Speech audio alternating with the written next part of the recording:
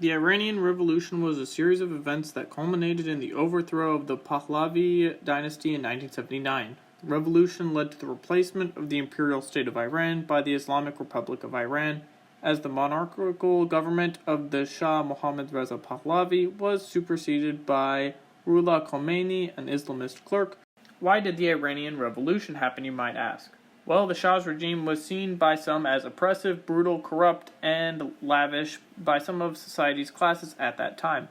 Groups also saw the Shah as a Western puppet, and other reasons for the revolution and its populist, nationalist, and later Shia Islamic character included the 1953 Iranian coup d'etat, a rise in expectations created by the 1973 oil revenue windfall, an overly ambitious economic program, anger over a short yet sharp economic contradiction from 1977 to 78, as well as various other shortcomings of the regime. Additionally, by 1977, the Shah's policy of political liberalization was underway, but with this, opponents of the Shah began to meet in secret to denounce the government. Leftist intellectual writers gathered in Tehran to read anti-government poetry to denounce the government, as well as various other chains of events spiraled with the death of Mustafa Khomeini, chief aide and eldest son of Ruhollah Khomeini, and he mysteriously died at midnight on October 23, 1977. Savak and the Iraqi government declared heart attack as the cause, although many attributed his death to Savak in Najaf, Iraq. Now, changes to occur in an alternate timeline to keep the Shah and his regime in power, as well as to prevent the Iranian Revolution, may need to actually see the Shah be more repressive in the 70s. You see, because the Shah sent students abroad to learn, they came back to Iran and knew that his rule was quite repressive. However, the Shah was also culturally liberal, and the students supported Ayatollah Khomeini, who was, of course, a hardcore reactionary against the Shah. With a somewhat more repressive Shah, he could hold on to power a little bit longer. Additionally, President Jimmy Carter can't cut off U.S. aid to the Shah, and would need to reinforce Iran with more weapon supplies. Now, with the Shah in power, he is still going to die and be succeeded by his son Reza Pahlavi in 1980 when he's 20. With that, he won't actually be running the show in Iran at this time, with the prime minister likely being Shapur Bakhtiar as kind of a somewhat transitional leader away from the previous repressive reign. So while Pahlavi is getting educated and all that good stuff in the 1980s, Bakhtiar will be relaxing the Shah's repressive mechanisms like Savak and make failed attempts at ending the Kurdish insurgencies. Now, what impact will this have on the 1980 U.S. presidential election, if any?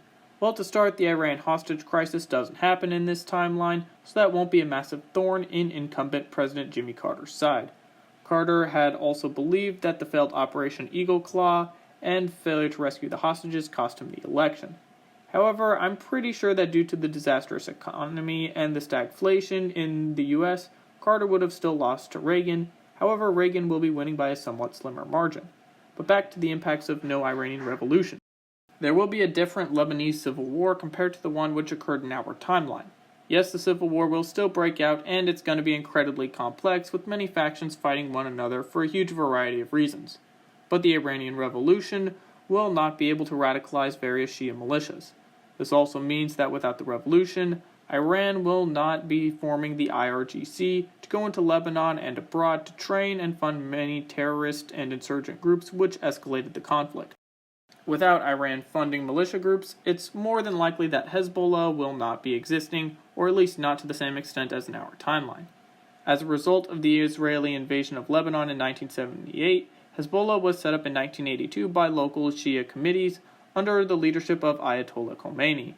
Its forces were trained and organized by a contingent of 1,500 Iranian Revolutionary Guard, and with the arrival from Iran, as well as with permission from the Syrian government, which occupied Lebanon's eastern highlands.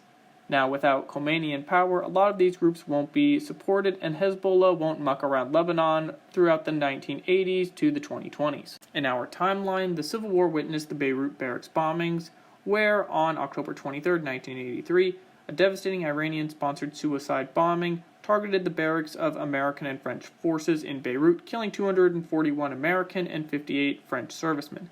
This caused the immediate withdrawal of the multinational force from Lebanon by 1984. Without the bombing, it's probable that American, British, French, and Italian forces will remain in Lebanon longer doing their peacekeeping missions. But the bigger impact in this timeline of no barracks bombing will be the impact it had on bin Laden. You see, one aspect which motivated bin Laden to attack the US to gain concessions was the 1983 Beirut barracks bombing. He and other terrorists of the 1980s saw that once a lot of American servicemen were killed in a single terrorist attack, then the United States withdrew. And without that bombing, it's possible that he might rethink a lot of his strategies, but more on this later on. There will also be no Iran-Iraq war, at least not like there was in our timeline. You see, Saddam invaded Iran right after the Iranian Revolution because, well, Iran and Iraq had disputes over the Shatt al-Arab waterway for quite some time. The Khuzestan province of Iran was majority Arab and was very rich in oil, which Saddam had been eyeballing. And of course, Iran had just had a revolution, which made the country appear very weak to Saddam, who invaded in 1980.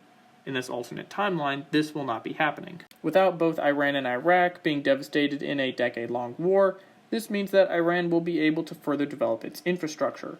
But there will still be some conflict between Iran and Saddam, just not so much open hostility like a war. But with this semi-proxy conflict between Iran and Iraq, Iran is also now a key US ally in the Middle East, as well as the international community, so nobody will really be supporting Iraq that much. Without the Iran-Iraq war, Iraq will also not be going into deep debt to the rest of the Arab world. And of course, without Iraq's debt, there will be no Gulf War, as Ba'athist Iraq won't invade Kuwait due to Kuwaiti oil production. Now, without the Persian Gulf War, Osama bin Laden also won't get all up in his feelings because the Saudi monarchy preferred American tanks to defend the country over bin Laden and his Mujahideen fighters who just got back from fighting the communists in Afghanistan. So there's potentially another condition to the 9/11 terrorist attacks that has been removed. However, bin Laden is still going to be a nasty terrorist. Back to Iran, though. The Shah is going to return to power in the 1990s after a decade of liberalizing and economic growth. The country is probably at a new golden age. However, just keep in mind something unexpected could have always happened during the 1980s, such as mass protests or criticism of the Iranian regime that may turn violent. Again, the further we go from the scenario, the harder things are to predict. However, it's likely that President Reagan would have given any support to the Iranian government requested to maintain their rule. So with that, the 90s are going to be pretty good. The Iranian state would go into the 2000s most likely flourishing, and again, a key US ally. I could see further reforms under the Shah to see his rule becoming more like a parliamentary monarch rather than an absolute monarchy, also occurring in the 21st century. Assuming the war on terror still kicks off as it does in our timeline, Iran would support the United States and be a key American ally during the invasion of Afghanistan and the subsequent years of insurgency. But that is all just one possible scenario. What do you think would have happened had the Iranian Revolution never happened? Write in the comments, and thank you for watching.